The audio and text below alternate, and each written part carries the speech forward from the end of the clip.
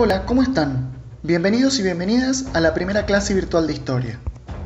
En este video voy a realizar un pequeño cierre sobre el tema con el cual hicieron actividades en estos días, la Guerra Fría. Les aconsejo tener a mano el esquema sobre este tema que repartí previamente para poder seguir el video. Empecemos por una definición. ¿A qué llamamos Guerra Fría? Pues bien, se trató de una disputa duradera por la supremacía mundial entre Estados Unidos y la Unión Soviética. No fue una guerra abierta como lo habían sido la Primera y Segunda Guerra Mundial, sino un estado de tensión permanente y prolongado que duró aproximadamente desde 1945 hasta 1990. ¿Tuvo conflictos? Sí, pero fueron conflictos localizados en naciones o territorios más o menos alejados de cada potencia. De hecho, generalmente, donde una de las dos potencias intervenía abiertamente enviando tropas, la otra no lo hacía, mandando en su lugar armamentos, recursos o asesores militares. La Guerra Fría también fue un enfrentamiento ideológico en el que chocaron dos sistemas: el capitalismo estadounidense y el socialismo soviético, dividiendo al mundo en dos bloques, uno occidental, dirigido por Estados Unidos, y uno oriental, comandado por la Unión Soviética. Algo a tener en cuenta y que explica por qué la Guerra Fría tuvo las características que tuvo es que con ella se inauguró la forma de luchar por el dominio del mundo en la era nuclear. Como a partir de 1945 ya hay bombas atómicas, las potencias dejaron de competir bélicamente entre sí de forma abierta. ¿Por qué? Por el temor a la destrucción que una guerra nuclear podía provocar. Bien, analicemos a continuación los distintos frentes o planos de este conflicto. Para empezar, tenemos el plano diplomático y político ideológico. ¿Qué significa esto? Que tras la Segunda Guerra Mundial, ambas superpotencias se repartieron el mundo en diferentes zonas de influencia, recurriendo a pactos o tratados diplomáticos. Es fundamental entender que estas zonas de influencia estaban en constante movimiento. Por ejemplo, si el gobierno de un país se aliaba con Estados Unidos, podía luego allí estallar una revolución que contara con el sostén de la Unión Soviética, a lo que Estados Unidos respondía orquestando un golpe militar.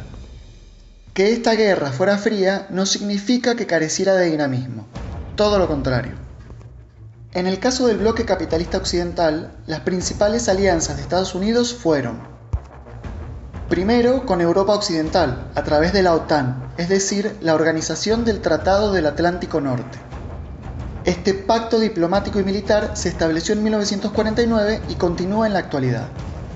En segundo lugar, con el Sudeste Asiático y Japón, a través de la Organización del Tratado del Sudeste Asiático, un pacto diplomático y militar que se extendió entre 1955 y 1977.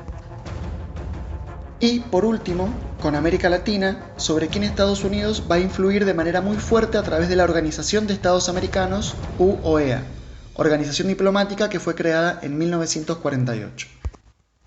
En el caso del bloque oriental socialista, las principales alianzas de la Unión Soviética fueron: primero, los países socialistas de Europa Oriental, que desde el final de la Segunda Guerra Mundial estaban ocupados por tropas soviéticas. Estos países se organizaron a través del Pacto de Varsovia, un acuerdo de cooperación militar que fue creado en 1955 y duró hasta 1991. Además, la Unión Soviética dirigía la Oficina de Información de Partidos Comunistas y Obreros, o Cominform, que existió entre 1947 y 1956. La Cominform mantenía comunicación e influencia sobre los partidos comunistas de todo el mundo, tanto en países socialistas como capitalistas. Finalmente, a lo largo de la Guerra Fría se produjeron numerosas revoluciones socialistas, como las de China, Corea del Norte, Vietnam, Camboya, Laos y Cuba, proyectando la hegemonía soviética a través de Asia, África y América Latina. Antes de pasar al siguiente plano del conflicto, es interesante tener en cuenta lo siguiente. Primero, Estados Unidos de algún modo va a heredar la influencia que tenía Europa antes de la Segunda Guerra, por lo que territorialmente controlará un área mayor que la soviética. Segundo, aunque la Unión Soviética tuvo una política exterior menos agresiva que Estados Unidos durante la Guerra Fría, en cualquier momento podía estallar una revolución en cualquier lado, sumando territorios al bloque oriental socialista. O al menos, esa era un poco la sensación que se tuvo en el bloque occidental capitalista durante la época. La Guerra Fría, obviamente, también tuvo un plano militar. Este consistió principalmente en la llamada carrera armamentística, por medio de la cual ambas potencias se dedicaron a fabricar y acumular enormes cantidades de armamento, tanto del convencional, utilizado en los múltiples conflictos localizados, como el no convencional, misiles y bombas atómicas o nucleares que comenzaron a ser instaladas en distintos puntos estratégicos de las áreas de influencia de cada superpotencia. La cantidad de armamento nuclear de Estados Unidos y la Unión Soviética llegó a un nivel tal que, de estallar una guerra nuclear total, todo el mundo quedaría devastado por completo. De este modo, dicho armamento cumplía más bien una función táctica disuasoria dentro del plano político-diplomático que mencionábamos recién. Por ejemplo, en 1961, para evitar que la Unión Soviética instalara misiles en la Cuba socialista de Fidel Castro, Estados Unidos bloqueó navalmente la isla y negoció con los soviéticos sacar los misiles que tenía en su aliado Turquía. Además de la carrera armamentística, también cabe mencionar el desarrollo o ampliación de las agencias de espionaje e inteligencia. En Estados Unidos, la Agencia Central de Inteligencia o CIA y el Buró Federal de Investigaciones o FBI. Y en la Unión Soviética, el Comité para la Seguridad del Estado o KGB. Estas agencias van a ser utilizadas en otros países, aliados, neutrales o enemigos, para espiar información secreta, realizar asesinatos, orquestar golpes de Estado, entre otras cosas.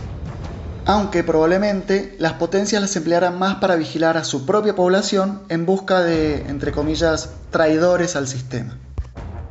Un tercer y último plano fue el económico, ya que ambas potencias compitieron constantemente para ver cuál lograba mayor crecimiento productivo y tecnológico.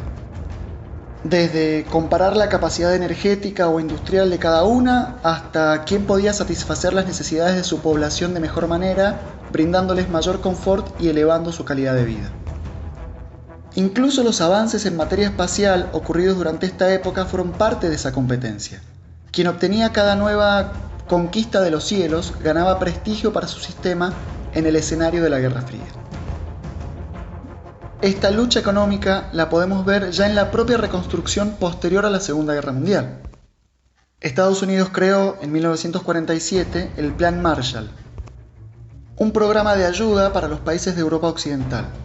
Básicamente consistía en una canilla libre de dinero que no debía ser devuelto y que los gobiernos europeos debían utilizar para reconstruir su economía y ciudades devastadas por la guerra, poniendo fin a la miseria y privaciones que sufría su población. El objetivo: disminuir el descontento social y evitar la propagación del comunismo. Estados Unidos lanzó planes similares para Japón, Corea del Sur y otros países de Asia. A esto, la Unión Soviética le respondió con el Consejo de Ayuda Mutua Económica o CAME, una organización de cooperación económica formada en torno a la Unión Soviética por países socialistas. Su objetivo era fomentar las relaciones comerciales entre socialistas y contrarrestar al Plan Marshall. El CAME operó entre 1949 y 1991. Terminando, vamos a hacer un brevísimo repaso sobre algunos de los principales conflictos localizados de la Guerra Fría. Entre 1946 y 1949, Estados Unidos apoyó a la monarquía griega, que terminó eliminando una guerrilla socialista apoyada a su vez por Yugoslavia. En 1948, la Unión Soviética bloquea la región occidental de Berlín, en Alemania, y Estados Unidos responde estableciendo un puente aéreo para abastecer de suministros a esa parte de la ciudad que estaba bajo su control. En 1949 llegan al poder los comunistas en China, con apoyo soviético, luego de una larga guerra civil, y derrotando al Partido Nacionalista apoyado por Estados Unidos. Entre 1950 y 1953 se desata la guerra entre Corea del Norte, comunista, apoyada por China y la Unión Soviética, y Corea del Sur, capitalista, apoyada por Estados Unidos. Durante este conflicto, los norteamericanos estuvieron a punto de lanzar bombas nucleares sobre China. En 1956, un levantamiento popular anticomunista en Hungría es aplastado por la intervención militar soviética. En 1959, triunfa una revolución socialista en Cuba. Estados Unidos organizará sin éxito una invasión a la isla. A su vez, la Unión Soviética intentó instalar misiles nucleares en dicho país, pero fracasó debido a la presión yanqui. En 1961, la Unión Soviética construye un muro rodeando la parte occidental de Berlín, dividiendo a la ciudad en dos. El objetivo de los soviéticos era evitar que la población alemana descontenta con el régimen socialista continuara huyendo hacia las regiones controladas por Estados Unidos. Entre 1959 y 1975 se produce la intervención militar masiva de Estados Unidos en Vietnam, para tratar de evitar, sin lograrlo, que la guerrilla comunista tome el control de todo el país. Dato a tener en cuenta, en esta guerra Estados Unidos lanzó más bombas que la totalidad de bombas que fueron tiradas durante la Segunda Guerra Mundial por todos los bandos. Por último, entre 1979 y 1989, la Unión Soviética invade Afganistán para asistir al gobierno prosoviético de ese país, que enfrentaba a guerrilleros islámicos financiados y entrenados por Estados Unidos. Con esto llegamos al final de este video. Surgen, claro, muchos interrogantes acerca de la Guerra Fría y el periodo que abarcó. Por ejemplo, ¿cómo evolucionaron estos dos sistemas político-económicos dentro de cada bloque? ¿O qué ocurrió con Asia, África y América Latina, ese hemisferio sur del planeta que concentraba entonces, igual que ahora, a más de la mitad de la población mundial? ¿O de qué manera se organizó y reaccionó la gente común a este periodo de tensión y temor al fin del mundo de la mano de una guerra nuclear? Esos son los temas que se vienen. Por el momento me despido hasta la próxima.